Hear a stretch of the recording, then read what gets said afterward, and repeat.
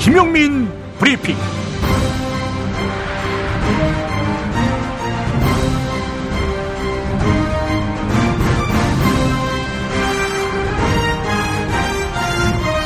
(2017년 2월 27일) 월요일입니다. 탄핵 심판 선고일이 임박했습니다. 이젠 카운트다운인데요. 그제 100만 촛불이 대세를 확정지었죠. 결론은 우리의 기대와 크게 다르지 않을 것으로 예상됩니다. 일단 오늘 헌법재판소에 탄핵 심판 최종 변론이 있지요. 박근혜는 끝내 불출석하기로 결정했습니다. 신문에 제대로 대처하지 못할 경우 탄핵 심판뿐 아니라 퇴임 후 검찰 수사에도 불리하게 작용할 수 있음을 우려한 것으로 풀이됩니다. 대통령 권한대행 황교안 국무총리가 오늘 박영수 특별검사팀의 수사기간을 연장할지 그 입장을 밝힐 것으로 알려졌습니다. 큰 기대는 안 합니다. 한편 박영수 특별검사팀은 수사기간에 기소하는 피의자가 총 20명을 넘어서는 기록을 남길 전망입니다. 역대 12번의 특검 가운데 최대 규모인데요. 특검도 사실상 파장 분위기입니다. 주중, 즉 모레가 3.1절이지요. 촛불이 큰 대오를 형성합니다. 한편 박근혜 최순실 게이트와 관련해 일주일에 서너 번씩 재판하는 강행군을 해온 법원은 금주에는 하루 건너 하루 재판하는데 이번 주엔 비서, 기업 임원들이 주로 나와서 증언합니다. 문화예술계 블랙리스트 작성 의혹과 이화여대 학사비리 의혹에 연루돼 구속 기소된 관련자들의 재판이 이번 주 줄줄이 열립니다. 이번 주도 뉴스가 쏟아질 것 같습니다. 팟캐스트 리뷰, 최동석 칼럼, 김프로이드로 함께할 월요 스페셜, 광고 듣고 시작합니다. 야, 너 홍어 판다 그랬지? 팔지. 근데 홍어가 진짜 그렇게 몸에 좋아? 아니 끝내준다니까. 우리 엄마 관절염인데? 홍어. 나 숙취는? 홍어. 마누라 다이어트는? 홍어. 큰 이모 변비? 홍어. 작은 형 소화불량은? 홍어. 여동생 피부? 홍어. 큰 누나 주름? 홍어. 명절 때 선물은? 홍어라니까. 근데 비싸지? 열나 싸고 열나 맛있는 홍어가 있다니까. 어디? 알싸한 홍어. 네이버 검색창에 알싸한 홍어를 검색하시고 1599-6456.com 혹은 1599-6456 전화주문도 가능합니다. 하나 더, 알싸한 홍어는 진공포장 택배 배송 판매하며 직접 개발한 특제 소스를 서비스로 드립니다. 충남 금산의 넓은 인삼밭, 정성농장을 일군 농부아버지 이정열 씨. 자연은 노력한 만큼 내어준다. 그 자연의 마음을 알기에 정성농장을 더불어 일구는 아들 이성규 씨도 아버지에게 배운 것처럼 정직하고 또 성실하게. 정성농장 홍삼은 인삼 재배부터 가공 판매까지 모두 책임지고 있습니다. 그래서 대한민국 1등 품질을 자부합니다. 검색창에 정성농장 홍삼을 검색해주세요. 정성농장 홍삼. 전화문의는 010-9754-6972. 이놈의 뱃살 맞는 옷이 없네. 애들 보랴 일하랴 살 뺄 시간이 없어. 다시 날씬해지고 싶어. 다이어트 전문 쇼핑몰 비타샵에서 국내산 동결건조 생식과 통곡물의 3가지 단백질 그리고 비타민 미네랄을 더해 만든 다이어트 전용 그린 스무디를 추천합니다. 이걸 어떻게 하는 거죠? 하루 한두 끼 맛있고 든든한 비타샵 스무디로 바꿔 드시면 됩니다. 1522-6648 1522-6648 혹은 비타샵을 검색해주세요. 팟캐스트 청취자분들께는 그린 스무디 한 포를 보내드립니다. 여성 여러분, 골반이 삐딱하면 허리가 아파요. 아랫배가 나와요. 골반이 바로 서야 건강도 아름다움도 바로 섭니다. 바디로직을 입으세요. 토크밴드의 입체적인 탄력이 틀어진 골반을 바로잡습니다. 간편하고 확실한 골반 교정 타이즈 바디로직. 삐딱한 남성 골반에도 역시 바디로직. 바디로직의 효과를 못 느끼셨다면 100% 환불해드립니다. 자세한 환불 조건은 홈페이지를 참조하세요. 모두가 건강하고 행복한 세상을 위한 나눔의 가치. 의료비 걱정 없는 건강하고 아름다운 사회를 위해 바디로직은 아름다운 재단과 함께합니다.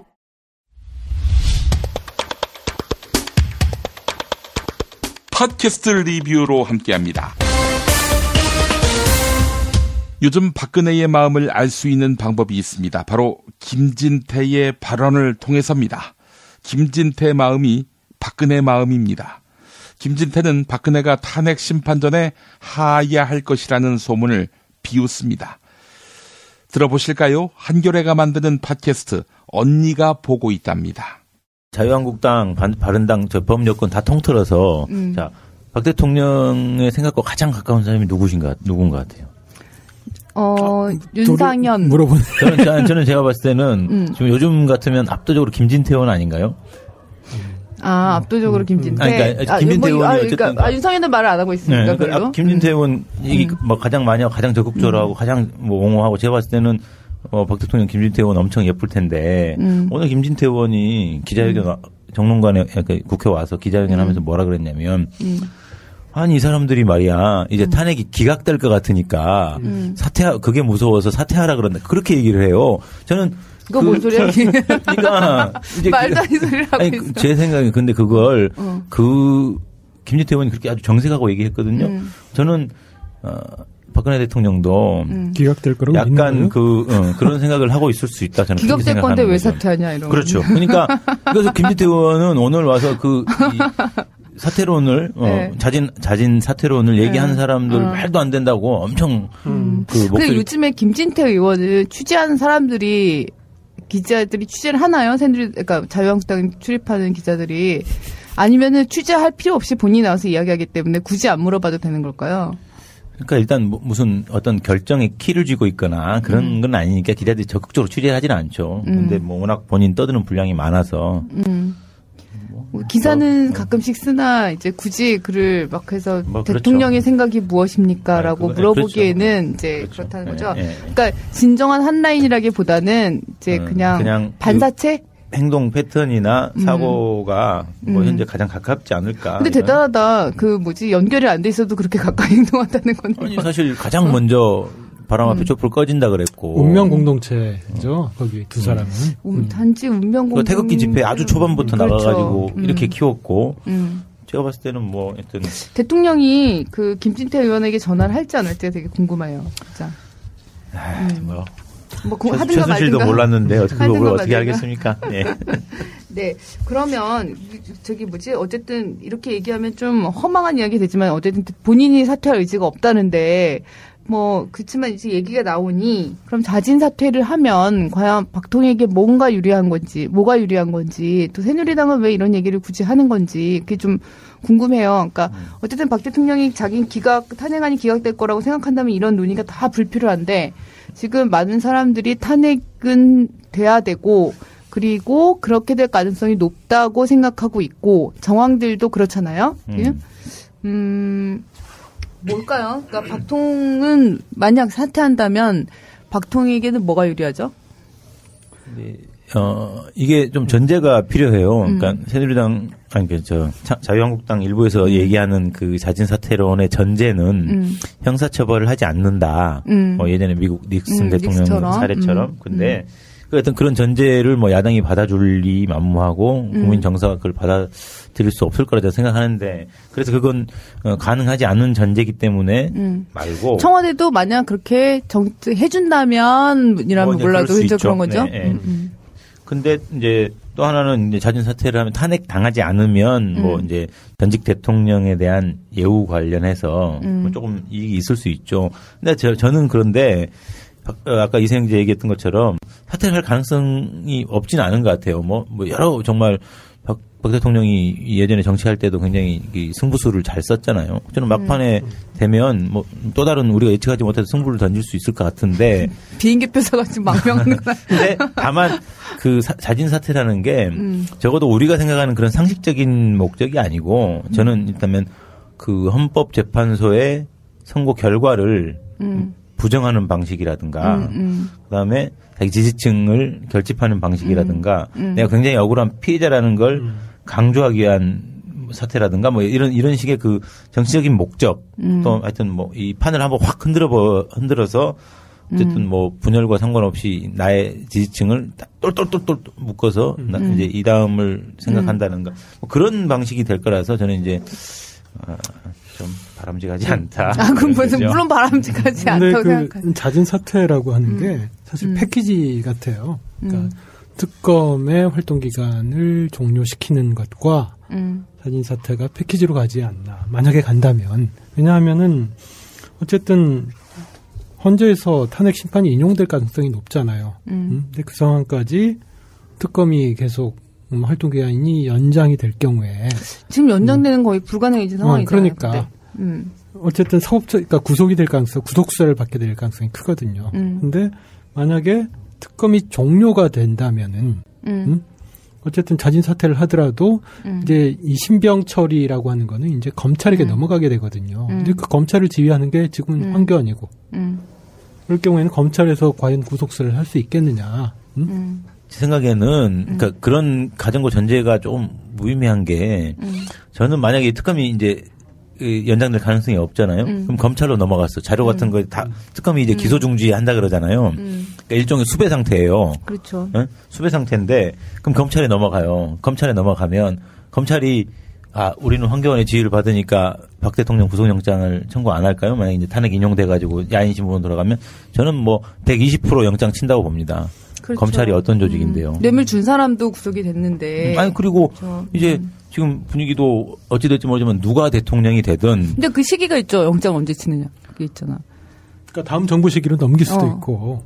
그거는 제 생각엔 그러면 그 사이에 특검이 기소중지 처리를 해놨는데 검찰이 그걸 그냥 둬요. 보강수사가 필요하다. 여야 모든 대선 주자가 자 대선 뒤에 합시다라고 합의하지 않는 한 검찰이 그거는 그냥 그렇게 둘 수가 없어요. 제 생각에. 잠깐만 일단 그 문제가 조금 이따 또 시나리오가 있는 거고 그러면 요 얘기만 먼저 잠깐 짚었다가 그러면 만약 박근혜 대통령이 자진 사퇴를 한다. 그러면 이득이 뭐냐? 그러면 되게 소소한 이득 또는 뭐 정서적인 어떤 것들을 일으켜가지고 결집시키는 거? 뭐가 있을까요? 만약. 근데 예우, 전직 대통령 예우, 이건 큰 게 아닌 것 같고요. 지금 죽느냐, 사느냐인데 지금 운전기사가 나오냐, 마냐, 그게 비서관 3명. 어쨌든 월급 얼마. 어쨌든 헌재라고 하는 거는 최고의 사법적인 판단기관인데, 거기서 탄핵을 인용을 해버리면 사실상 정치적으로 사망 선고를 받는 거죠. 이 사람은 역사책에서도 그렇게 기록이 되는 거예요. 그걸 가장 두려워하지 않을까. 사퇴 대통령 그럼 두 번째로 기록이 되고 그러면. 사퇴라고 하는 건 그래도 억울한데 국론 분열을 막기 위해서 내가 희생했다. 뭐 이런 얘기를 할 수 있는 거죠. 자기 입장에서. 그렇게 얘기하지 하면서 또 이렇게 얘기하겠죠. 그러니까 너무 가정이하는데 저는 그 편파적인 헌재의 그 재판부의 결과를 받는다는 게 너무 치욕적이다. 난 그 어떤 재판 자체를 저렇게 편파적으로 흘러간 거 나는 인정할 수 없다. 그래서 헌재 결과가 뻔하게 보이는 상황에서 내가 헌재 결과를 지켜볼 이유가 없다. 뭐 그런 식으로 나올 수 있는 거죠.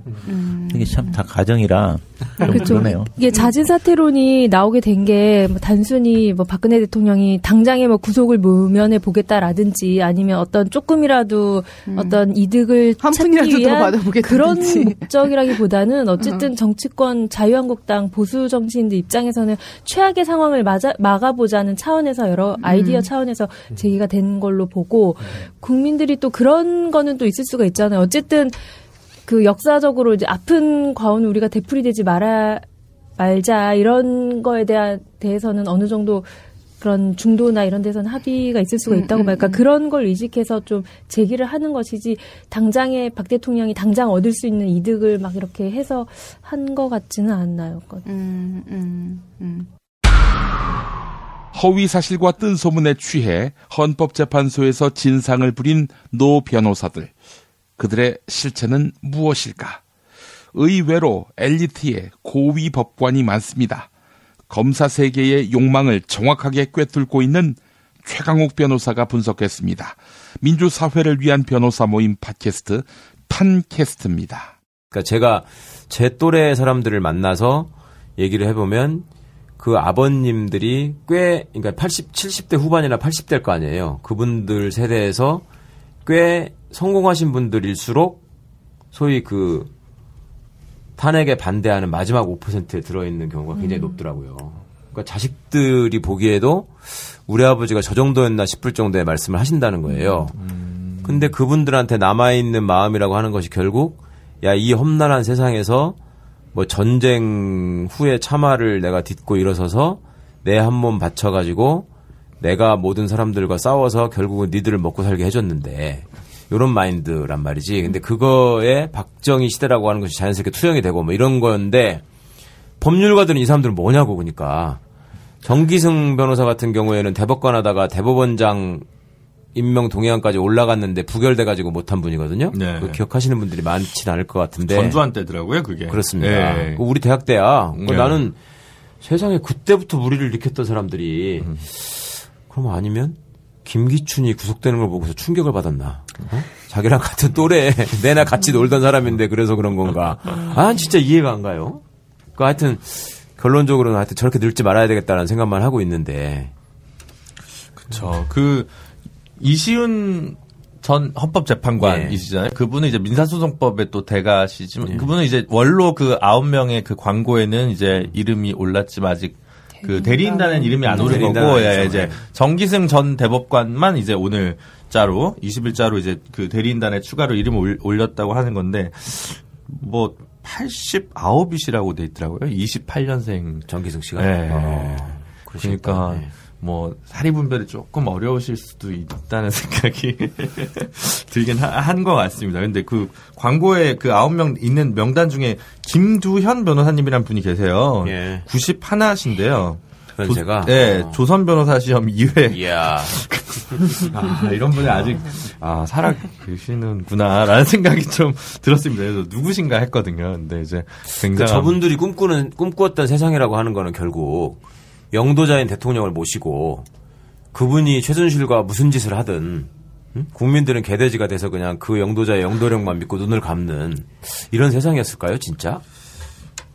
진짜 만나면 물어보고 싶어. 이시훈 변호사님 같은 경우에는 예전에 대학 다닐 때 강의를 하러 왔을 때 이제 우리 때는 80년대니까 한참 무슨 시국 집회도 많고 막 이럴 때잖아요. 네. 그 상황에서 그와 관련한 언급을 한 번도 안 하시고 약간 그 비슷한 언급을 했다가 학생들이 항의를 하면 얼굴이 빨개져가지고 막 식은땀을 흘리는 스타일이었어요. 그러니까 내가 더 놀라운 거야. 이 양반이 무슨 용기가 나서 신문에다가 자기 이름을 올렸을까. 그렇게 그 사람을 그렇게 절실하게 만드는 게 뭐가 있었을까, 나 정말. 예전에 그 탈북자 관련된 사건 하면은 탈북자들 탄원서를 내는데 자기 이름이 들어가 있는지도 모르는 경우가 있더라고요. 이분도 그런 경우 아닐까 싶은 생각이 드네요. 모르신다고? 네. 만약에 그랬으면은 적극적으로 항의했을 뿐이거든요. 이름 빼달라고. 가만히 있는 걸로 봐서는. 그렇죠. 이시훈 재판관 35년생이신데.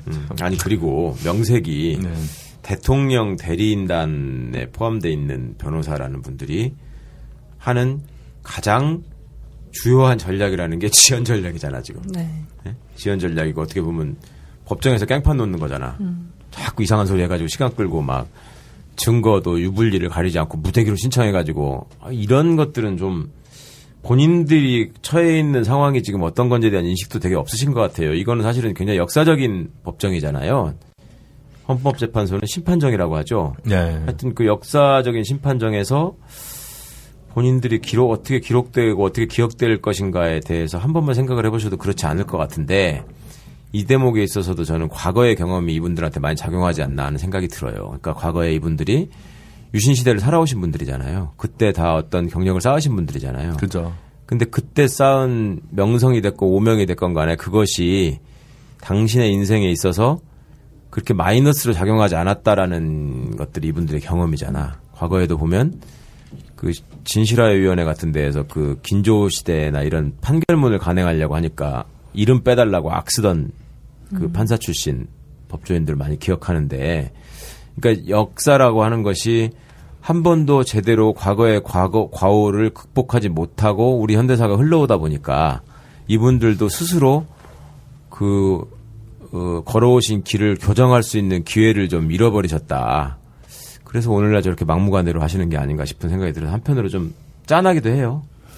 네, 아까 말씀하셨던 이제 재벌가들이 자기들만의 세계에 좀 갇혀서 네네. 좀 시선의 현실 감각이 오히려 떨어지는 거랑 똑같이 이제 그렇죠. 법조 원로로 또 원로가 되신 지도 벌써 한 20여 년 되고 새로운 자극이나 이런 현실의 변화들, 헌법재판이 그동안 얼마나 또 강화되었는지 이런 것들에 대해서 좀 인식을 좀 잘 못하고 있는 것 같지 않나라는 생각이 조심스럽게 들어서 100세 시대를 맞이할 우리가 이제 어떻게 나이가 들어야 되냐에 대해서 깊은 성찰과 고민을 하게 됩니다. 진짜로 우물안 개구리가 안 돼야 되는 건 정말 중요한 것 같아요.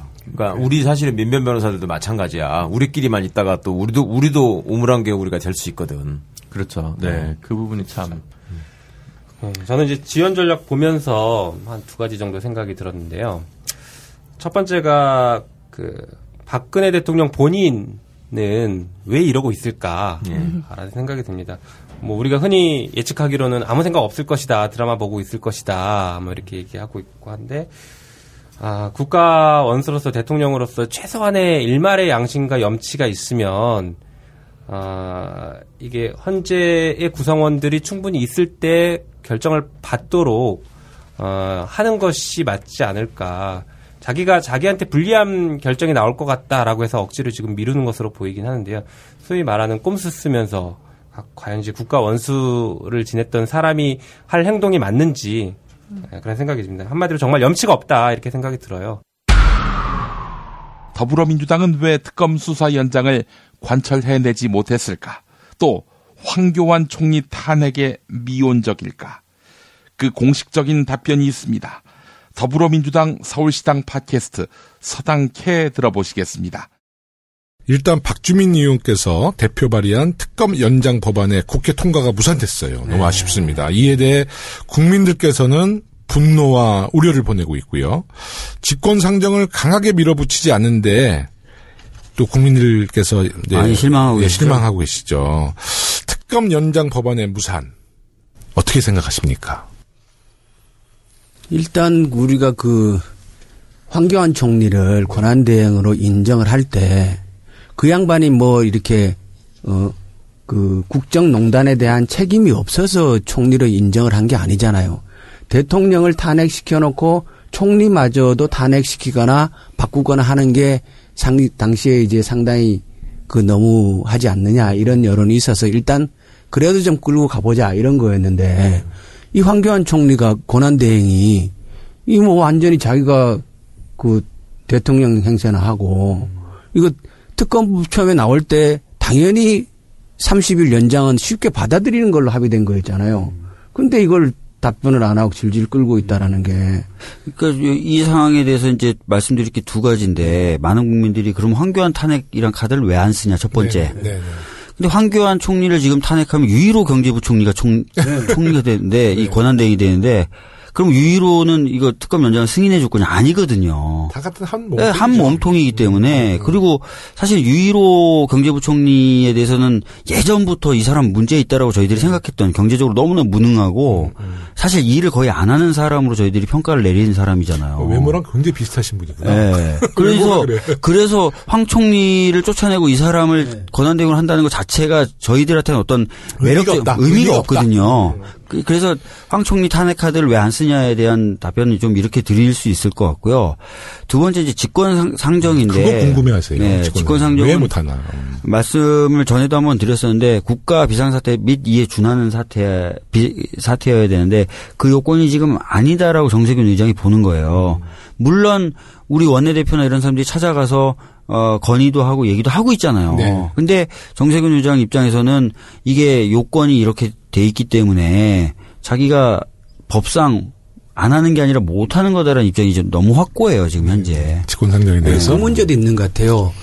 이게 이제 특검 28일까지잖아요. 그죠? 네. 그러니까 황교안 권한대행이 28일까지는 그 특검 시한을 연기하는 거를 승인할 수 있잖아요. 그렇죠. 그런데 28일이 안 된 상태에서 아직까지 그것이 완전히 거부되지 않은 상태에서 새로운 특검법을 제출한다든가 직권상정 하는 거잖아요. 그죠? 이런 것이 절차상으로도 좀 안 맞는 측면이 있는 것 같아요. 약간 명분이 떨어지는 부분이 있죠. 진짜 비상사태는 28일 이후에 벌어진다. 그렇죠. 만약 비상사태를 하더라도. 그러니까 이게 우리가 이 절차상으로 정교하게 짜여지지 않은 그런 잘못이 있는 것 같아요. 네. 그런 부분도 있습니다. 근데 이제 국민들께서는 이제 우리가 19대 국회의원 때는 이제 제1당이 아니었잖아요. 그래서 그때는 이제 우리가 뭐 개혁 입법 못했을 때 의원 수가 너무 부족해서 우리가 숫자가 부족해서 우리가 국회를 장악 못했다. 그래서 20대 총선 때 우리를 일당으로 만들어줘라. 근데 이제 결국 우리 국민 여러분들이 더불어민주당을 일당을 만들어주셨단 말이에요. 근데 지금 집권 상정이 안 되니까 야 19대 때도 숫자 없다 그래가지고 우리가 일당 만들어줬는데 일당 됐는데 왜 이렇게 무능한 모습을 보이느냐. 그렇게 이제 지금 사실 화가 나신 거거든요.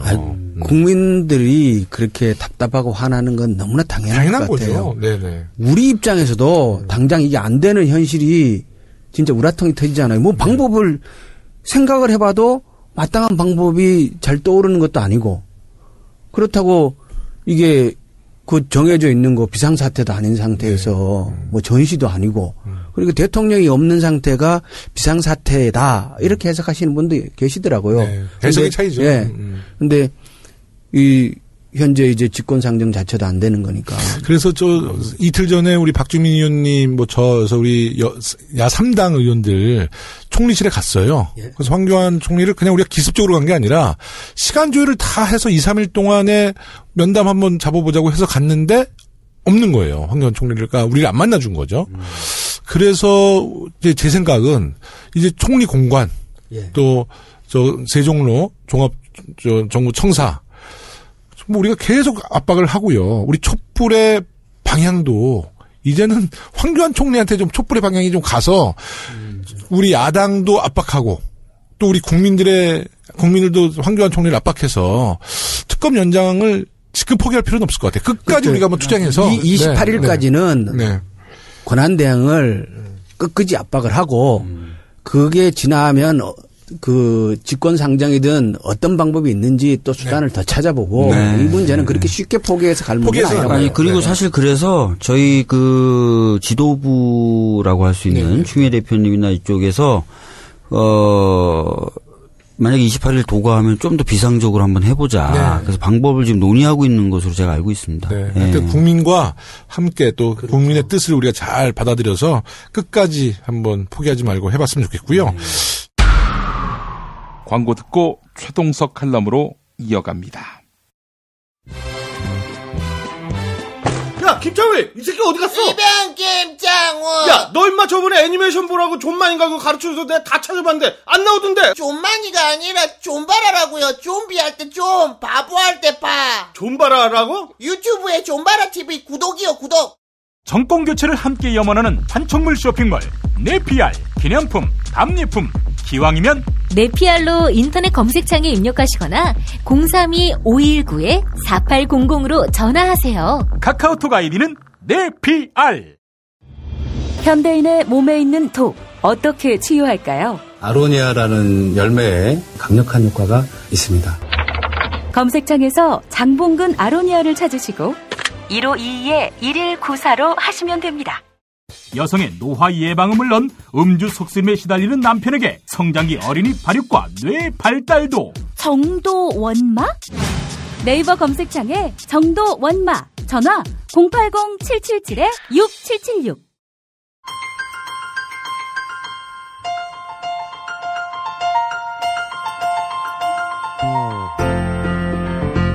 최동석 칼럼.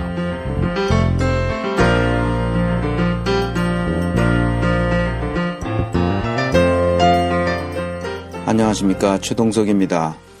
지난 시간에는 인간의 존엄성은 어디서 오며 그 개념이 무엇인지 살펴보았습니다. 정리하자면 인간의 존엄성의 근거를 서양 사상사에서 신학과 철학에서 찾아보았습니다. 그리고 인간의 존엄성을 보장하지 않으면 안 된다는 확신은 어떻게 얻을 수 있는지를 생각해 보았습니다. 오늘은 우리가 어째서 인간의 존엄성에 대해 점차 무딘 감각을 가지게 되었는지 살펴보고 인간의 존엄성을 존중하고 보호하려면 우리에게 어떤 반성적 성찰이 있어야 하는지 알아보겠습니다. 2009년 1월 이명박 정부에서 일어났던 용산 참사와 2014년 4월 박근혜 정부에서 일어났던 세월호 참사는 인간의 존엄성을 말살한 대표적인 사건이었습니다. 이 사건을 통해 우리 사회가 얼마나 잘못된 방향으로 나아가고 있는지 알 수 있었습니다. 뭔가 이상하지 않습니까?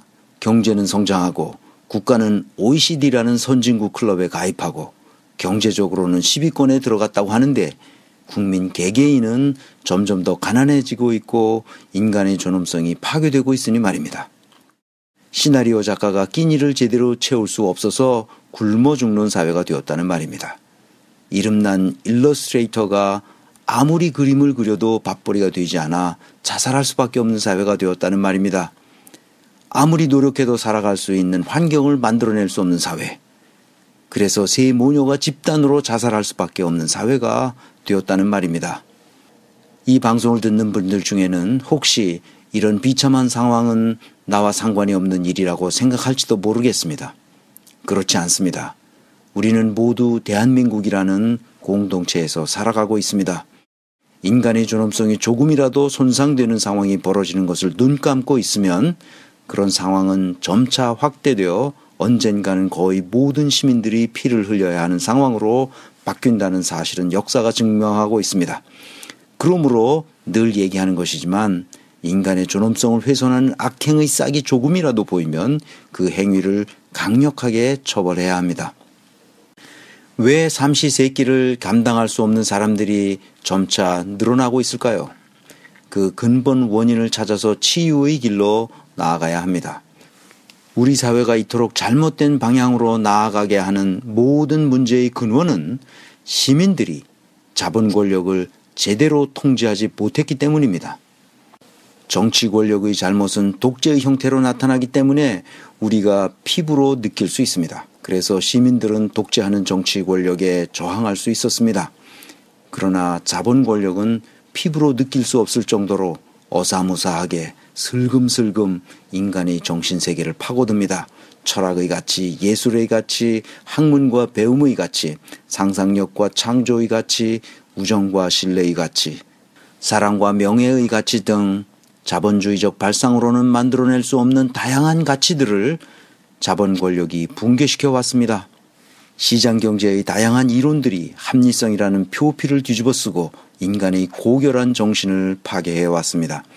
시장경제를 이용한 자본의 논리는 한마디로 인간이 지금까지 가치 있는 일이라고 생각했던 모든 것을 단일한 가치, 즉 돈이라는 것으로 붕괴시켜 왔습니다. 인간의 본능적인 노력과 이성적인 모든 활동을 단순한 돈벌이의 수단으로 환원시켰다는 말입니다.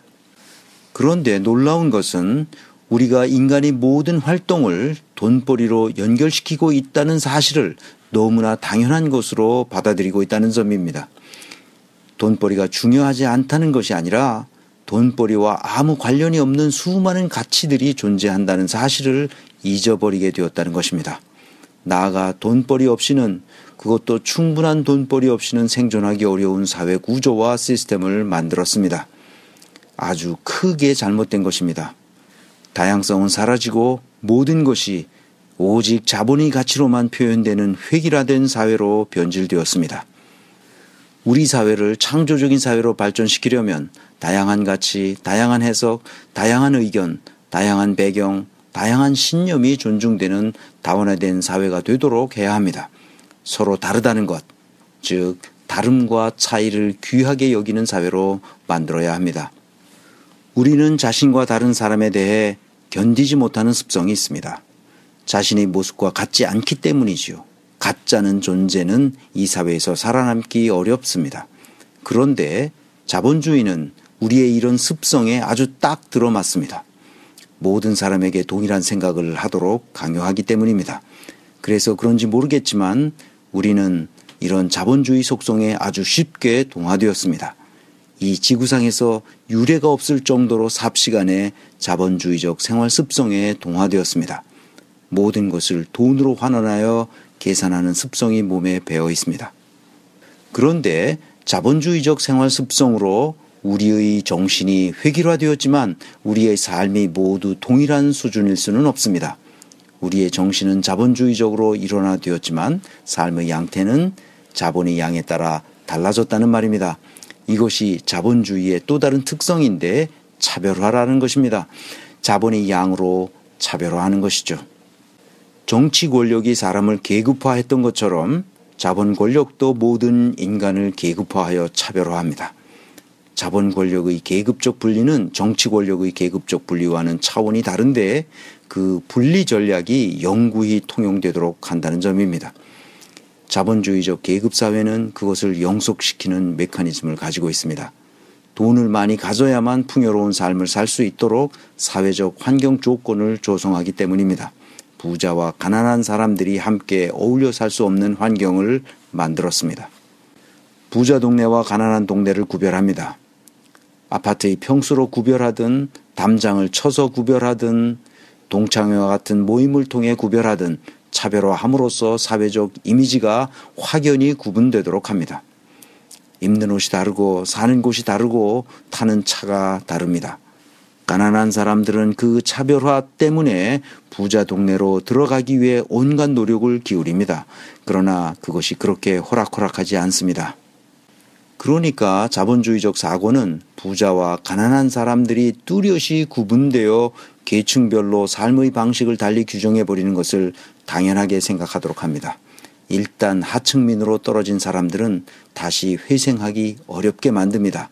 부자들이 운영하는 회사에서 서민들이 노동력을 저렴하게 공급하도록 사회를 구조화합니다. 경영자와 노동자로 이원화합니다. 노동자를 다시 정규직과 비정규직으로 이원화합니다. 비정규직을 다시 장기 계약직과 알바와 같은 단시간 노동자로 이원화합니다. 전 국토를 서울과 지방으로 이원화합니다. 지방을 다시 광역시와 보통시로 이원화합니다. 학교도 이렇게 1류, 2류, 3류로 구분하여 서열화하고 계급화합니다. 이렇게 모든 것을 서열화하고 계급화하여 차별함으로써 서로 경쟁하도록 만듭니다. 제가 기업체에서 강의를 하다 보면 꼭 이런 질문이 나옵니다. 조직이 경쟁력을 확보하기 위해서는 경쟁은 어느 정도 필요한 것 아닌가? 라는 질문입니다. 사실 이런 생각을 하는 사람들이 상당히 많습니다. 전혀 그렇지 않습니다. 조직의 경쟁력은 경쟁을 통해서 생기는 것이 아니라 협력에서 나옵니다. 구성원들이 서로 협력할 수 있도록 하는 강력한 비전과 경영 철학적 메시지로부터 조직의 경쟁력은 촉발됩니다. 이 사실을 모르니까 아주 쉽게 서로 경쟁시키는 방법을 택합니다. 이것이 자본 권력이 서민들을 다루는 방식입니다. 그러므로 자본주의적 생활 양식은 인간의 존엄성을 파괴합니다. 서로 경쟁 관계에 있는데 상대방에 대한 인간으로서의 존엄성을 존중하고 보호할 수 있겠습니까? 다시 반복합니다. 서열화, 계급화, 차별화, 경쟁화. 이것이 자본 권력이 시장 경제라는 메커니즘을 활용하는 방식입니다. 그러니까 서열화부터 시작해서 계급화하고 차별화하여 경쟁시키는 것으로 끝납니다. 뭔가 서로 경쟁하는 곳에는 반드시 자본 권력의 음모가 숨어 있다고 보면 됩니다. 이것이 자본 권력의 음모라는 사실을 모르기 때문에 우리는 서열화, 계급화, 차별화, 경쟁화가 당연한 것으로 생각합니다. 이렇게 우리의 이성이 마비되고 있습니다. 독일의 철학자 마르쿠제는 이런 인간을 1차원적 인간이라고 불렀습니다. 서열화하여 경쟁화시키는 것을 당연한 것으로 생각하는 하나의 차원밖에 모르는 사람들을 가리키는 말입니다. 칸트는 인간의 이성은 합리적 사고, 비판적 사고, 추론적 사고를 할 수 있는 무제약적인 인식 능력이라고 했습니다. 그러나 자본 권력은 이런 인간 이성을 마비시킵니다. 자본 권력이 무서운 점은 인간이 이성의 무한한 사고 능력을 가지고 있음에도 아무런 비판적 사고를 하지 못하도록 하는 1차원적 인간으로 퇴화시킨다는 점입니다. 자본 권력의 지배로부터 자유로워지는 길은 우리 모두가 각성하여 독립된 자율적 주체로서 살아갈 수 있도록 하는 제도와 시스템을 구축하는 것입니다. 대선 주자들 중에 누가 자본 권력으로부터 시민들을 자유롭게 만들어줄 수 있는지 잘 살펴야 할 것입니다. 다음 시간에는 이토록 무시무시한 자본 권력에 저항하면서 자유롭게 살아가는 길은 무엇인지 살펴보겠습니다. 지금까지 최동석 인사조직연구소장이며 아시아 연구 네트워크 인사조직혁신센터장인 최동석 박사였습니다.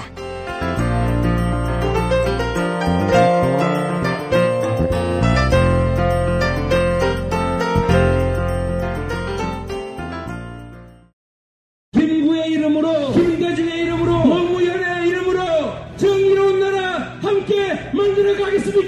이재명의 언어와 철학을 말한다. 어느 날 이재명을 만났다. 도서출판 이맛돌. 자기야, 매트리스 고르기 너무 힘들어. 대한민국 최초 매트리스 멀티샵 매트리스엠 몰라? 전 세계 최고 브랜드 정품만 취급해. 매트리스 살 때는 꼭 매트리스엠으로 오세요. 살이 꽉 찬 데다가 맛까지 끝내줘. 일본 바이어들이 환장하며 찾는다는 최고급 러시아 냉동 대게. 네이버 카페 대게 직거래 장터에 들어오셔서 선택하세요. 1644-9047. 하루 2차례 대한민국과 지구촌의 오늘을 정직하게 비춰드립니다. 권력이 진실을 압도하는 세상. 김용민 브리핑은 작은 희망의 불씨가 되겠습니다. TV 뉴스 집중해. 김프로이드. 김프로이드와 함께하는 시간입니다. 김프로 어서 오십시오. 네, 안녕하세요. 예. 저희가 금요일 날 녹음을 해서 네. 방송이 이제 월요일자로 나갑니다. 거의 점쟁이 방송이죠. 네, 그렇습니다. 무려 이틀 이상의 그런 텀이 있기 때문에 그 사이에 무슨 일이 벌어질지 몰라요. 그러니까요. 예. 박근혜가 갑자기 사의를 표한다든지. 그럴 일은 없습니다. 이틀 안에. 없지. 그래도 2월 28일 안에는 없을 것 같아요. 내가 봐도. 네, 택도 없어요. 예. 뭐 그 얘기는 잠시 후에 또 하도록 하고. 네. 또 뭐 그 사이에 갑자기 황교안이 변심을 해서 특검을 연장하겠다. 뭐 이런다든지. 뭐 더러는 주님이 다시 오신다든지. 주님이 다시 오시면 다 죽었어. 주님이 날 휴거하실 수 있을까? 몸무게가 좀 많이 무거워서 못 올라갈 수도 있죠. 네. 자, 그래요. 우리 김프로는 종교가 있습니까? 있죠. 네. 뭡니까? 저는 기독교입니다. 그럼 같이 우리가 휴거되는 건가? 그렇죠. 제가 좀 빨리 올라가겠지. 가벼우니까. 아니, 죄가 많잖아. 저는 아주 성적으로 정말 완벽하게 윤리적인 삶을 살고 있습니다. 그래요?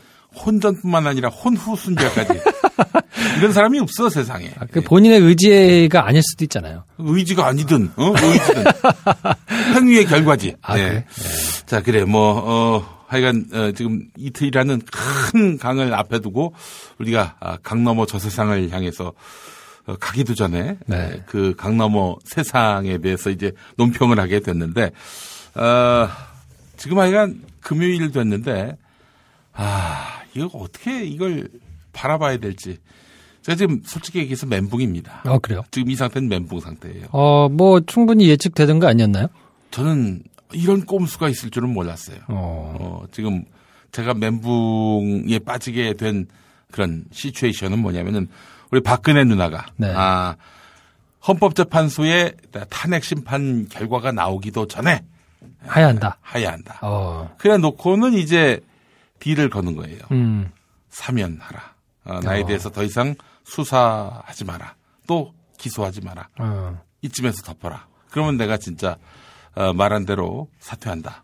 그런데 만약에 수사한다? 그러면은 헌법재판소에서 결국에는 각하로 나오지 않겠는가? 내가 사의를 표명했으니까. 그런 다음에 내가 말을 번복할 거다. 번복하면 어쩔 수 없을걸? 다시 재상정 못할걸? 이러면서 말을 뒤집을 수도 있다는 식으로 압박을 하는 거죠. 그게 이론적으로 불가능한 거는 아니고요. 충분히 법적으로 이렇게 하야에 대한 법적인 절차가 명시되어 있는 건 아니기 때문에 충분히 이론적으로는 가능한 시나리오인데 그게 이미 이제 여러 군데서 막 나왔기 때문에 그 전법을 쓰기가 사실은 이렇게 쉽지는 않은 상황이 아닌가 싶어요. 이미 까졌기 때문에. 그렇죠. 그게 이제 뭔가 신의 한 수로 허를 찌르는 것처럼 그렇게 하면 사람들이 전혀 예상하지 못했을 때 하야 카드를 들고 나와서 제가 그만두겠습니다. 그럼 그만둔 것으로 알아서 각하 결정을 했는데 갑자기 무슨 이제 그냥 돌아오기는 뻘쭘할 거고 뭔가 일이 터지겠죠. 국가 비상사태에 준하는 뭔가가 빵 터지면서 그러면 이게 일사불란해야 되니까 다시 이렇게 쓱 들어오면 사실은 할 말이 없으니까 그렇게 허를 찌르는 방식을 취할 가능성이 이론적으로는 가능하죠. 이참에 럼프 오빠가 도와주는 거예요. 럼프 오빠가. 뭐 지난번에 김정남 사태처럼 뭔가 전혀 생각하지 못했던 게 그렇게 빵 터져가지고 막 뭐 이렇게 위기 상황처럼 이제 불거지면 뭐 후루룩 넘어갈 수 있는 그런 여지가 없는 건 아닙니다만 그게 이제 까졌기 때문에 그 카드를 쓰기는 그렇게 쉽지는 않을 거라고 봐요 저는. 아 근데 저는요 두려움이 있습니다. 이런 정도의 진짜 상상을 초월하는 이 꼼수 이런 꼼수를 쓴다면. 이거 말고도 카드는 한 15가지는 있을 것이다. 아, 지금 여러 가지를 지금, 개발해가지고, 이거저거 저울질을 하고 있을 거예요. 이제 막판에 왔기 때문에, 쓸 수 있는 카드는 다 아마 검토를 하고 있을 거고, 그래서 막판 변수가 이제 어떤 게 생길 것인가에 대해서 이제 촉각을 곤두세우고 지켜봐야 되는 것 같고요. 예. 네. 그래요. 그 헌법재판소의 탄핵 심판 그날까지 잠자코 있다가, 사약을 받을 일은 없을 것이다. 그러지는 않겠죠. 안 죽으려고 뭔가 하여튼 할 수 있는 액션은 다 취할 텐데, 제가 약간 조심스럽게 보는 부분은 김평호 변호사가 나와가지고 정말 말도 안 되는 막말 비슷하게 이제 막 늘어나가지고 욕 많이 먹었잖아요. 똥을 쌌어요. 그 안에 들어가서. 욕 많이 먹었는데 그 중에서 조금 유념해서 봐야 될 게 있기는 합니다. 어떤 거예요? 그러니까 절차적인 정당성에 대해서 이제는 법리적으로 논쟁을 할 수는 없는 사안이잖아요. 완벽하니까. 뭐 말이 안 되니까. 내가 뭐 이거가 죄가 없다고 주장하기는 쉽지 않잖아요. 그건 뭐 처음부터 그렇게 예측이 되어 왔던 건데 제가 주목하는 건 어떤 거냐면 그러면 이게 법적으로 문제가 없다. 그래서 내가 정당하게 대통령직을 계속 유지해야 된다라고 주장할 수가 없다면 박근혜 대통령 대리인단에서 취할 수 있는 카드는 절차상 하자를 만들어낸 거예요. 이게 심판 과정에서 문제가 있다. 그래서 이제 한동안 나온 게 공정성에 문제가 있다면서 그때 막 말을 걸었잖아요. 근데 그거는 사실 뭐 공정성에 문제가 없는 것으로 억지라는 게 보이기 때문에 정치적으로 자기들 편을 응집시키고 결집하는 효과 만 아마 기대를 하고 있을 거고, 근데 그거보다 조금 더 조심스럽게 봐야 되는 거는, 그러니까 쉽게 얘기하면 형사재판의 예를 들면, 김용민이 김프로를 때려가지고 법정에서 이제 재판을 받는단 말이에요. 그럼 김프로를 때렸으면 뭐 폭행이나 이런 걸로 걸려야 될 텐데 검찰이 기소를 잘못하는 거예요. 뭐 명예훼손이나 무슨 뭐 공갈이나 이러면 이게 김용민이 김프로를 때린 게 죄가 아니어서가 아니고 재판을 잘못한 걸 수 있잖아요. 그거를 가지고 물고 늘어질 가능성이 있다는 거예요. 그러니까 대통령 탄핵 심판이 국회에서 이렇게 진행이 돼가지고 헌재로 넘어와서 지금까지 쭉 진행이 돼 왔는데 가만히 살펴보시면 국회에서 처음에 문제가 있다고 헌법재판소에다가 그러니까 법원 검찰로 얘기하면 기소를 할 때 공소장이 잘못 쓰였다는 걸로 되면 처음부터 그냥 다 무력화시킬 수 있어요. 그러니까 그 부분에 대해서 이제 공격을 하려고 논리를 짜는 것 같아요.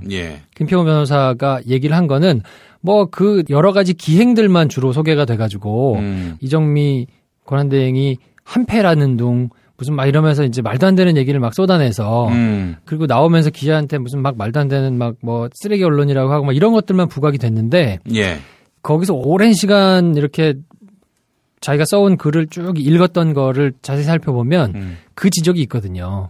국회에서 여러 가지 죄목을 지정해서 탄핵 심판을 하는 데 있어서 절차적으로 오류가 있을 수 있다. 근데 그 부분에 대해서는 다소 약간 논란이 있을 수 있는 부분도 없지는 않아서 만약에 그렇게 돼가지고 그게 문제가 된다 그러면 정말 황당하고 억울한 상황이 생길 수 있거든요. 근데 아마 거기에 총력을 기울이는 거 아닌가 하는 생각이 조금 들고요. 아니 근데 그럼 그걸 누가 심판하면서? 그러니까 헌재가 그걸 이제 판단을 할 텐데 그 부분에 대해서 만약에 말이 조금이라도 먹힌다. 그리고 법률가들 사이에서 논란이 일기 시작한다. 한다면 그거를 가지고 정치적인 걸로 확대를 시켜 나갈 수는 있을 거예요. 왜냐하면 법률가들 사이에서는 이게 법률가의 양심에 따라서 야, 제가 주장하는 게 처음부터 끝까지 다 잘못된 건 아니고, 저 중에 10가지를 제가 주장했는데, 한 8가지는 정말 말도 안 되는 생떼인데, 그 중에 한 2가지 정도는, 저것도 말은 되는데? 라고 만약에 법률가들이 여기저기서 코멘트하는 사람이 한둘이라도 나오면, 보수적인 완전 말도 안 되는 극우 매체들을 바탕으로 해서, 그 2가지만 집중적으로 조명해서, 아 이거는 여기도 이런 법률가들도 찬성했다 라면서 막 여론을 몰고 나가면 그냥 보는 사람들 입장에서는 저게 말이 되는 건가? 라고 또 휘둘릴 수 있거든요. 그러면 심판 결과에는 영향을 미치지는 않겠지만 어쨌든 불복 프레임을 만들어 가지고 그렇죠.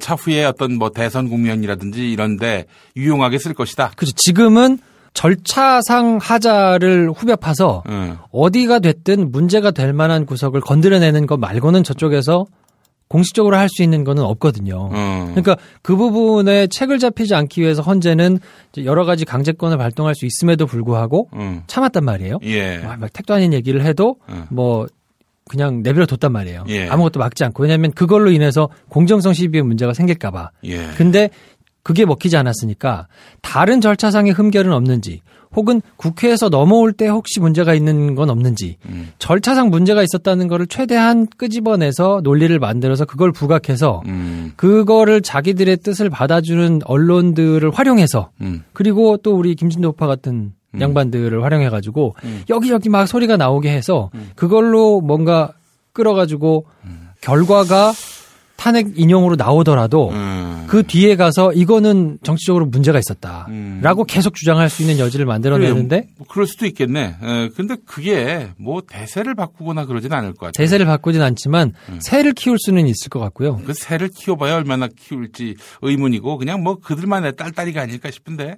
그렇기는 한데 그래도 좀 시끄러운 국면으로 접어들 수는 있을 것 같아서 예. 그거에 대해서 더 이상 빌미를 주지 않도록 하여튼 좀 노력을 많이 해야 될 것 같고요. 예. 그거와 더불어서 정말 변수, 뭐 누가 아프다거나 너무 사고를 나간다거나 뭐 이런 상황들이 생길 수 있으니까 예. 막판에 정말 아주 예의주시하고 좀 봐야 될 것 같아요. 그 변수라 하면 갑자기 모 재판관이 어느 재판관이 교통사고를 당했다든지 아프시다거나 뭐 이런 상황이 이제 갑자기 생기거나 뭐 이러면 뭐 하여튼 복잡해질 수 있거든요. 그러니까 예. 지금은 5만 가지 쓸 수 있는 모든 꼼수의 카드를 다 모아놓고 시도를 할 거기 때문에요. 뭐 하여튼 그거에 대해서 적법한 절차를 거쳐가지고 계속 가는 쪽이 더 답답하고 화가 나긴 하는데 뭐 그래도 지금 이 국면을 잘 원칙대로 최대한 원칙대로 잘 넘겨서 역사에 바른 페이지를 하나 써놓는 거는 필요하다라고 봅니다. 예, 알겠습니다. 뭐 하여간 뭐 박근혜가 워낙 그 똥을 벽에 많이 이제 발라가지고 사람들한테 더 이상 발언이 먹히기 쉽지 않을 것이다라는 판단은 해봅니다만. 그렇죠. 그래요. 우리 그럼 김프로는 이 차원에서 탄핵 심판 결과가 뭐 무사히 나올 것이다. 저는 뭐 늘상 주장했던 대로 3월 10일 정도에 결과가 나오지 않겠느냐라고 생각합니다. 그래요. 하여간 참. 우리 뭐 내기하지 않았었어요? 내기? 우리 대전마 뭐 1월 말, 뭐 2월 초 뭐 이딴 소리 계속 했잖아요. 그렇죠. 예. 어떻게 할까? 오케이. 출연료 곱하기 2. 그래요? 예. 그렇게 하나 한번 하겠습니다. 좋아요. 예. 뭐 크게 감동은 없는 것 같은데. 금으로 된 방을 줄까? 은으로 된 방을 줄까? 아니면 동으로 된 방을 줄까? 그런 거 말고 중개 수수료 없는 직거래 방으로. 아니 그럼 네가 알아봐야지. 그런데 직거래 불안하지 않나요? 걱정 마세요. 두꺼비 세상이 있습니다. 진정한 소유자와 계약하는 건지 이중 계약은 아닌지 등의 문제는 물론 집주인이 나중에 보증금을 안 돌려주면 나 대신 소송까지. 여기서 끝이 아닙니다. SNS 공유만 해도 내 방에 권리 침해는 없는지 융자는 얼마나 있는지 모두 알 수 있습니다. 웹에서도 앱에서도 두꺼비 세상. 야, 딴지마켓 좀 봐봐. 이담채 김치 게시판 지금 보고 있어? 왜요? 뭐가 문제 있나요? 야, 어떻게 하나같이 맛있다, 예술이다, 감탄했다, 물건이다, 또 재주문했다 이런 글만 올라올 수 있지? 이거 공작의 냄새가 나지 않아? 아무래도 그런 것 같아. 이담채 김치 게시판에 작전 세력이 개입한 거 아닐까요? 그럴 리가요. 이담채 김치는 맛있는 김치 말고는 따로 자랑할 게 없습니다. 드셔보시고 판단하세요. 포털 사이트에서 이담채 김치. 주문 전화는 1544-4586. 1544-4586. 술자리 많은 연말연시, 가뜩이나 속상한 세상. 새싹당 콩차를 선물하세요. 가격이 착해서 김용남법에 저촉되지 않습니다. 새싹당 콩차는 남자를 위한 차. 서면 보고용으로 아주 좋습니다. 서면 보고용. 서면 보고. 전창걸닷컴에서 구매하세요. 전화문의 070-8635-1288, 070-8635-1288. 카카, 큰일 났습니다. 뭐가 또 큰일 났어요? 지금 모든 국민들이 여기저기서 닭을 씹어대고 있어. 야, 너까지 나를 닭이라고 하는 거야? 그게 아닙니다. 킹 닭갈비를 씹고 있다고 합니다. 닭갈비, 이젠 전혀 새로운 맛을 경험하세요. 킹 닭갈비. 일반 맛, 짜장 맛, 파스타 맛까지 최고의 재료에 가장 건강한 국내산 닭고기는 기본이죠. 밥 반찬으로, 다이어트 요리로, 그리고 술안주로 11번가 옥션, 지마켓, 스토어팜에서 킹 닭갈비를 검색하세요. 자, 그러면 일단 현재 헌법재판소가 이렇게 결론 내리는 데는 뭐 저항은 있겠지만 큰 무리 없이, 저는 그렇게 봅니다. 뭐 큰 무리는 없을 거라고, 뭐 대단한 변수가 생기지 않는 한 큰 무리 없이 결과가 나올 거라고 보고, 저는 사실 그래서 헌법재판소의 결과가 나오는 것보다 더 지난주에, 그러니까 들으시는 입장에서 이제 지난주니까요. 뼈 아팠던 거는 사실 우병우 수사 얘기예요. 아, 그렇지. 네. 이 얘기 해야 됩니다. 예. 그게 사실 뭐 헌법재판소에서는 제가 이제 말씀드린 대로 그 대리인단이 절차상 흠결을 최대한 끄집어내서 그걸로 뭔가 정치적인 프레임을 만들어 보려고 애를 쓰는데 궁색하긴 궁색하거든요. 근데 그 여러 가지 법률적으로나 뭐 법률가들이 볼 때는 뭐 탄핵이 인용되는 거는 상식적인 결과이기 때문에 뭐 크게 그거에 대해서는 걱정은 안 되고요. 아주 커다란 변수가 생기지 않는 한은. 예. 근데 우병우 수사에 대해서는 참 많이 좀 답답한 게 사실이죠. 특검 내부에서도 견해차가 있었다 이런 얘기도 나오고요.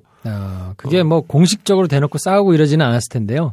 일단 제가 그때 말씀드린 대로 증거들이 나오지가 않아요. 우병우 쪽은. 왜냐하면 증거라고 하면 명확한 물증이든지, 그렇지. 아니면 관련자들의 진술일 텐데 이게 일단 우리 사건 동글동글하게 만들기로 유명하신 윤곽근 사단에서 압수수색을 하나 안 했거든요. 그렇죠. 계좌 추적도 안 하고 계속 안 하고 있다가 황제조사 사진이 찍힌 이후로 부랴부랴 뭐 조금 하는 신용을 했단 말이에요. 예. 그리고 나서 특검으로 넘어왔는데 삼성과 관련된 수사에 집중하느라고 뭐 우병우 관련된 수사를 막 전력 투구할 수 있는 물리적인 시간이 없었거든요. 그래서 이제 중후반쯤 지나가지고 우병우 수사가 이제 본격적으로 시작되는데 이게 문제가 검찰 인사가 아직 안 났거든요. 부분적으로만 인사가 났어요. 평검사들하고 일부 부장검사들에 대해서만 인사가 났는데 돌아가면 인사 받아야 돼요.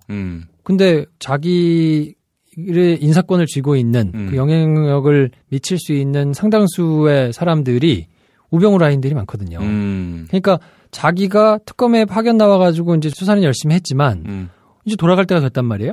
근데 인사를 앞두고 있고.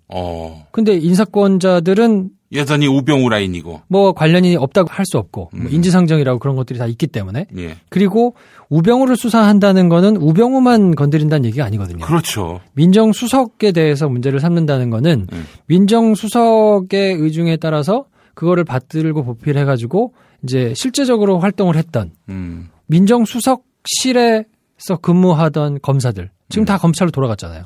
그 사람들도 같이 조사를 한다는 얘기거든요. 예. 그러면 현직 검찰 조직에 있는 검사들을 불러다가 조사를 하고 뭔가 관련된 이제 압수수색을 하고 뭐 이런 걸 해야 강제 수사를 해야 되는데 예. 이게 어지간한 결기를 가지고 의지를 가지고 하지 않는 이상 쉽지 않은 일이거든요. 예. 근데 절대적으로 시간이 굉장히 부족하고요.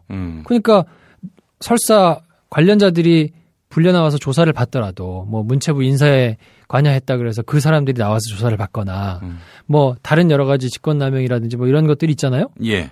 관련자들이 만약에 참고인으로 소환을 받아서 조사를 한다라도 그 사람들이 얘기하겠습니까? 그 사람들이 바보가 아닌 이상? 예. 이거 판이 이거 내가 이렇게 얘기한다 한들 괜히 불이익만 받지 않을까 싶어서 예. 적당히 간을 보면서 얘기를 할 거란 말이에요.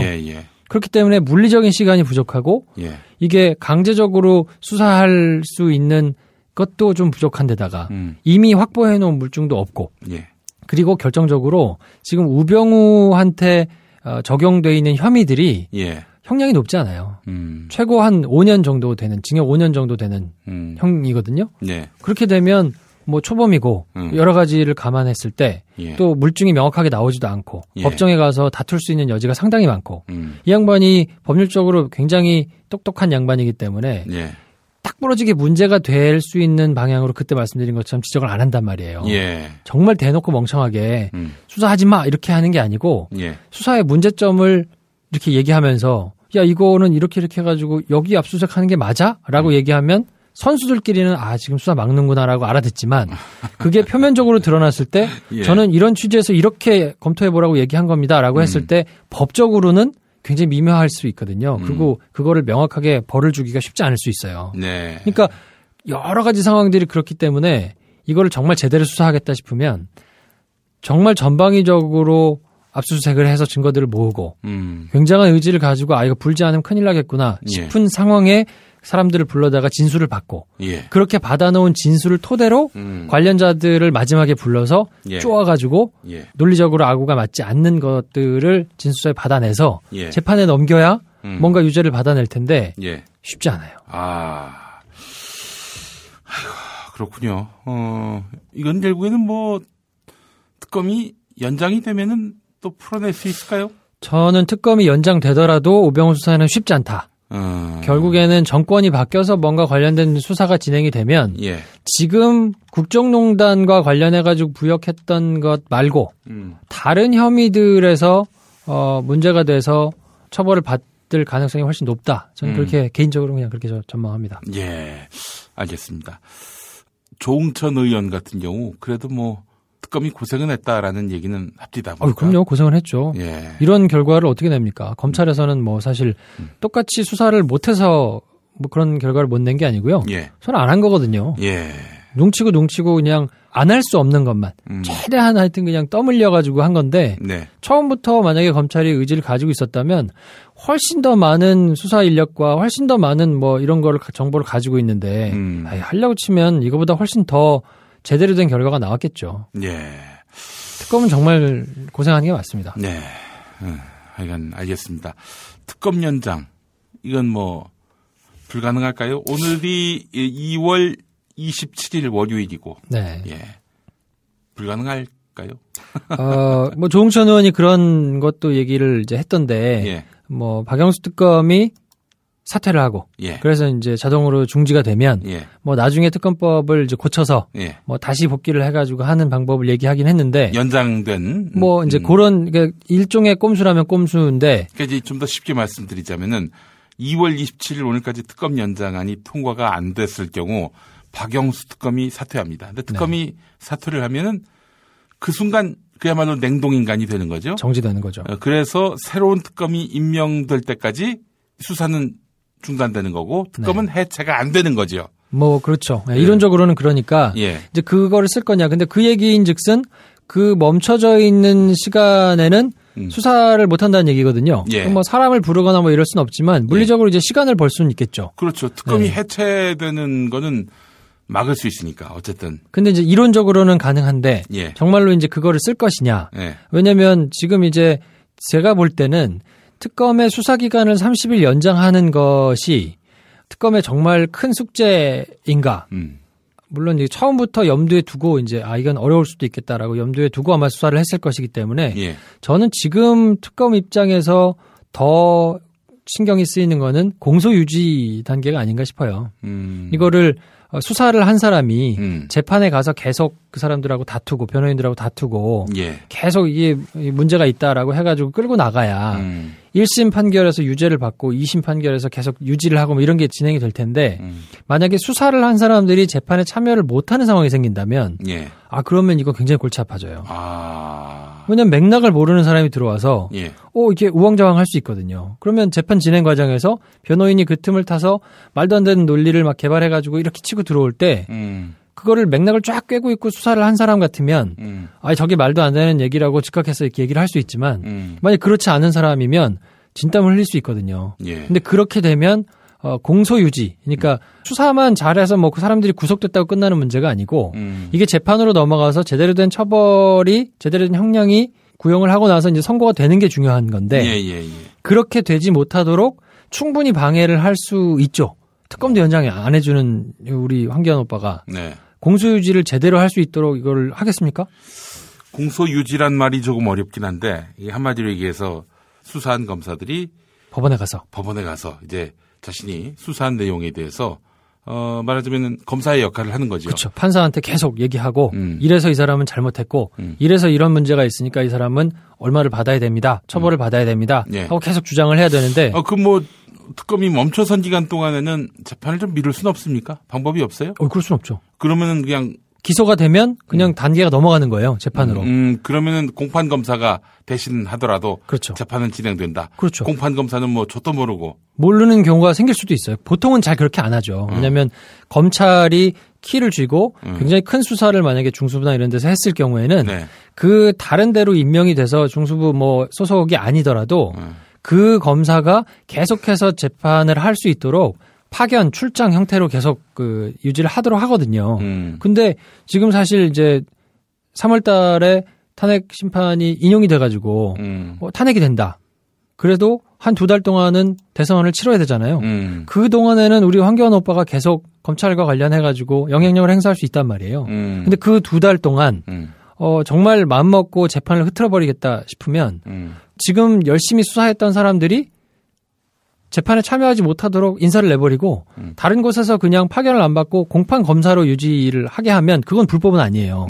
왜냐하면 실제로 그렇게도 진행이 되거든요. 공판을 담당하는 부서의 검사들이 있고 뭐 자기가 수사한 사건만 가지고 계속 할 수는 없기 때문에 다른 곳으로 발령이 나거나 뭐 이러면 법원에 출석해가지고 그 과정을 하는 검사들이 따로 부서도 있고 검사들이 따로 있어요. 그러니까 그건 문제는 아니기 때문에 근데 이제 그렇게 하면 큰 사건에 같은 경우에는 무죄가 나거나 이러면 검찰 스스로가 안 되는 거기 때문에 그러지 않도록 하는데 이거는 사실 영향력을 행사해가지고 그렇게 해버린다. 그 가능성도 배제할 수는 없거든요.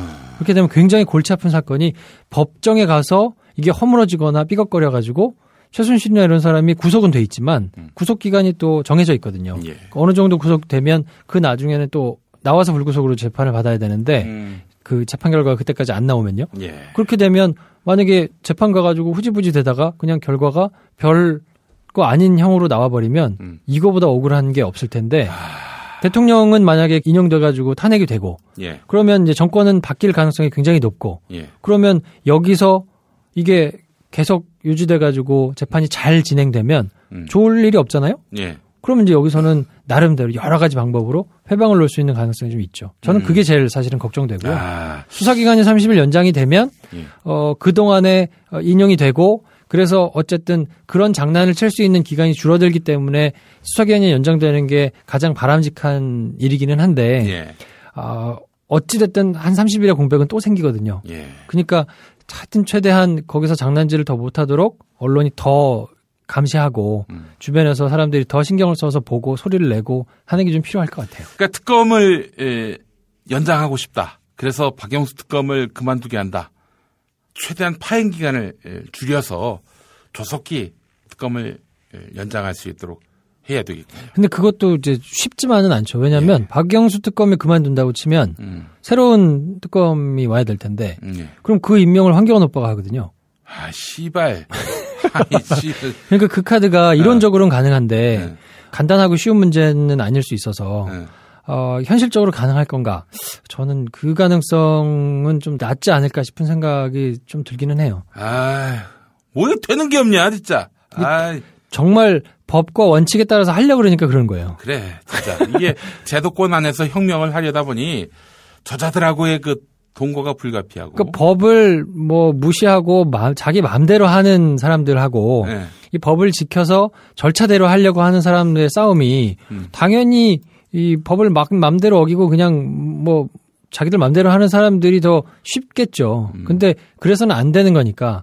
그러면 안 된다고 지적을 하면서 우리가 하는 거라서 어려운 싸움이기는 한데 이걸 잘 싸우면 그만큼 더 의미가 있는 거라서 버티는 수밖에 없습니다. 네. 살균 소독 여러 번 하지 마세요.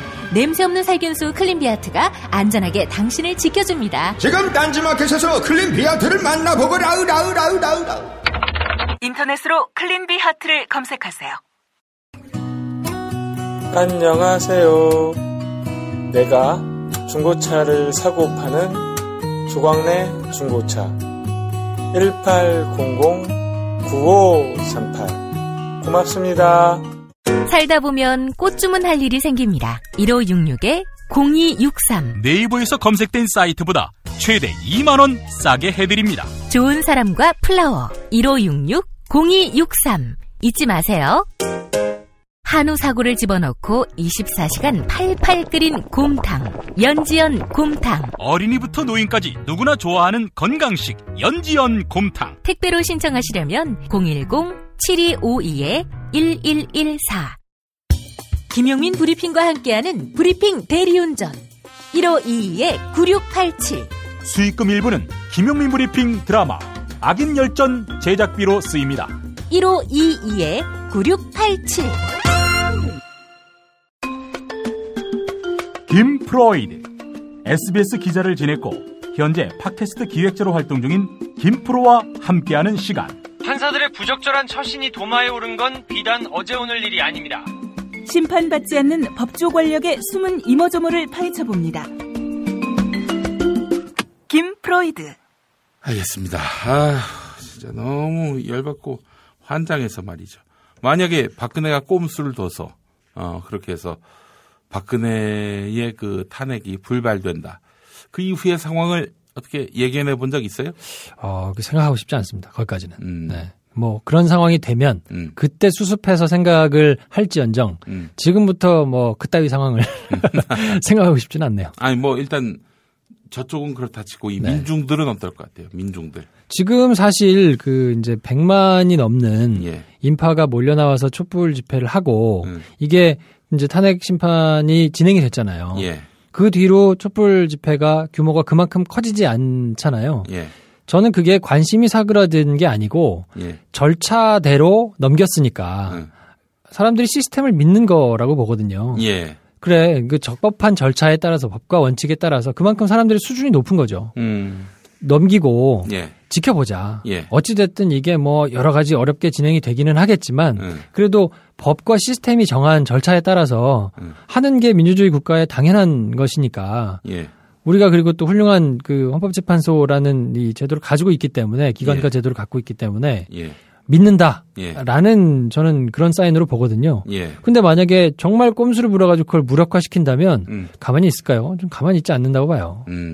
그렇죠. 근데 어떤 식으로 가만히 있지 않을 것인가? 뭐 그거는 제가 지금 뭐 이 사람들이 얼마나 이걸 유린했느냐 그 정도에 따라서 이제 맞게 사람들이 반응을 하겠지만 가만히 있지는 않을 거라고 봅니다. 이게 바로 김프로가 빨리 벗어야 될 제도권의 틀입니다. 제도권을 놓치시는 틀이에요. 이럴 때는 진짜 너희들 아작난다. 좆된다. 이렇게 나와줘야 돼. 설령 그렇게 안 되더라도. 이 돼지 엄마처럼 경박하게 살 수 없지. 저는 저의 이 결을 가지고 가야 되기 때문에. 진보는 이러니까 안 되는 거예요. 항상 보면. 저는 그래서 틀에 맞는 옷에 맞는 보수로 이렇게 전향했습니다. 그러네. 제가 지금 이 자유한국당 당원과 얘기를, 근데 잘린 거 아니에요? 제명된 거 아니에요? 그들이 제명했지만 저는 소송합니까? 저는 자유당에서 제명되지 않았습니다. 그래요? 저 스스로는. 이제 이번 주말을 지나서 제가 아직 집에 들어가지 않은 상태인데 금요일까지 안 온 것 같아요. 자유당 경기도당에서 너 제명했다. 서류로 안 왔군요. 서류로 안 왔어요. 서류로 오면은 이제 그걸 토대로 제가 대응을 할 텐데 우선 그 제명 취소 소송. 그거는 문자로 안 합니까? 문자로만 왔나요? 문자로만 떨렁 왔는데 그 문서로 또 뭐 등기로 보낸다고 해서 그래요. 기다리고 있는 중인데 안 온 것 같아요. 안 오면 이제 바로 오늘이 되겠군요. 2월 27일 월요일에 법무법인 동안을 통해서 제가 당원 지위 확인 소송을 제기할 예정입니다. 올해 한 퍼포먼스 중에 제일 인상 깊었어요. 그렇지. 이거는 뭐 저는 진짜 뭐 이게 뭐 진심이 담긴 것인지. 농담 아니지. 그래요? 뭐 이런 걸 돈 들여서 이런 짓을 하나. 그래서 저는 자유당 당원의 지위를 회복을 해서 열심히 활동하려고 해요. 그 무슨 자유한국당을 비난하거나 네. 거기를 무슨 뭐 힐난하거나 네. 뭐 욕보이거나 네. 뭐 이러기 위해서 한 게 아니라는 말씀이신 거죠? 아니 당원이 자기 당이 지금 잘못 가고 있을 경우 비판할 수 있는 거 아닙니까? 비판의 자유는 있어야지. 이거 심각한 거라 이거죠? 그렇죠. 지금 이 자유당이 잘하고 있는 겁니까 지금 이게? 당연히 그래서 비판을 하는 건데 아니 그리고 자기 당이 잘못하면은 때에 따라서는 유머 코드를 동원해서 비판하고 비방할 수도 있는 거지. 야. 그게 잘못되라고 하는 건 아니잖아요. 그렇죠. 네. 입당은 장난이 아닙니다. 알겠습니다. 정치도 장난이 아니고요. 그렇죠. 장난이 아니죠. 장난으로 보는 것 같아서. 아니, 저같이 궁금해하실 분들이 있을까봐. 예. 장난인가? 예. 뭐 이럴 수 있잖아요. 그렇게 생각하는 거는 뭐 그들만의 생각이고. 장난이 아니다. 저는 아주 진지합니다. 예, 그래서 오늘 한번 저의 액션을. 돼지 엄마의 진지한 눈빛을 오랜만에 보네요. 네. 오늘 저의 액션을 한번 들여다보시죠. 예. 어떤 조치가 가해지는지. 그나저나 빨리 이게 좀 어떻게. 다 왔어요, 이제. 답답한 국면이 끝날지. 예. 자, 그러니까 제가 이제 이 답답한 국면에 제가 늘 얘기하잖아요. 네. 항상 시시각각 분노만 하면 스스로 불타요. 네. 그래서 오래 갈 수가 없습니다. 예. 그러니까 이 숯불처럼 아주 오랫동안 가려면 여유가 있어야 돼요, 사람이. 네. 이게 분노만 해서는 살 수 없어요. 예. 그러니까 이게 좀 이 완급 조절을 하면서 적당히 버티면서 가야 되거든요. 예. 꽤 고생해가지고 지금까지 왔고 예. 앞으로도 지난한 과정을 이제 또 뭐 인용이 되는 경우에는 또 대선도 치러야 되고 뭐 굉장히 많거든요. 예, 예. 그러니까 이거를 너무 성급하게 생각하지 마시고 예. 좀 여유 있게 좀 가시는 차원에서 예. 제가 이번 주에 볼 만한 영화를 하나 추천해드리겠습니다. 좋습니다. 네. 예. 이번 주에는 워낙 답답하고 짜증나고 슬프기도 한 이런 주니까 딱 맞는 영화가 있습니다. 예. 이열치열 컨셉으로 예. 맨체스터 바이 더 시라고 개봉한 지는 좀 돼서 스크린 숫자가 조금 줄어들었을 수 있는데 이제 가족을 잃어버린 사람들에 대한 이야기인데요. 예. 굉장히 영화가 잘 만들어졌어요. 막 이렇게 막 액션 영화 같이 막 이렇게 쫄깃쫄깃 막 달리고 막 이런 영화는 아닌데 보고 나면 굉장히 오랫동안 먹먹하고 굉장히 깊이가 있어가지고 생각하게 되는 영화거든요.